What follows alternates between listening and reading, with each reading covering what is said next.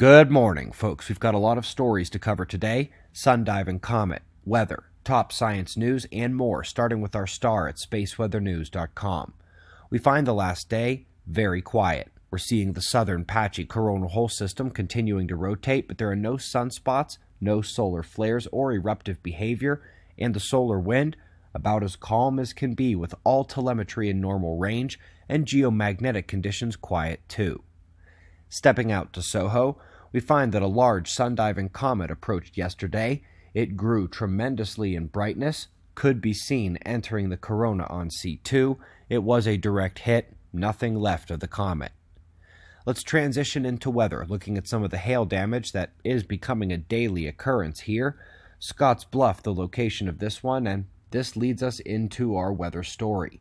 So you've seen this, right? Around the internet. Hottest July ever. Hottest month ever, with all the dark red as the records. Well, the problem is that on their 30-year charts, some of those dark reds even turned to blue. Not only do we see a much different picture here, but how can a region be below average and have had a record hot month? You may recall it was just a few days into this month when we went to former NASA scientist Dr. Spencer to see how and why this was not the hottest July, not by a long shot. Seems he knew what they were going to say. Up next, the gamma-ray moon. Believe it or not, the moon shines brighter in gamma rays than the sun does. This is because the ultraviolet, X-ray, and particle output of the sun acts as a shield against high-energy cosmic rays striking its atmosphere, but the moon has no such protection. Cosmic rays strike the surface and produce those gamma signatures. Interesting bit out of the chemistry world, as the first pure carbon ring has been produced. Interestingly, the 6 proton atoms are configured in a 9-sided form. That's a bit of vortex math there for those who understand it. Now let's get frustrated as we're learning that the dicamba and glyphosate combination creates reactionary products that take down the pH of the soil to unacceptable levels.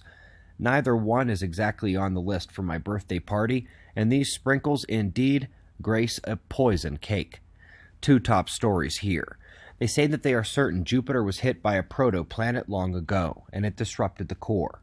Very cool animation and concept, but again, a problem with the timeline as our ancestors tell stories of this happening, but the officials claim it was billions of years ago and they couldn't possibly have known about it.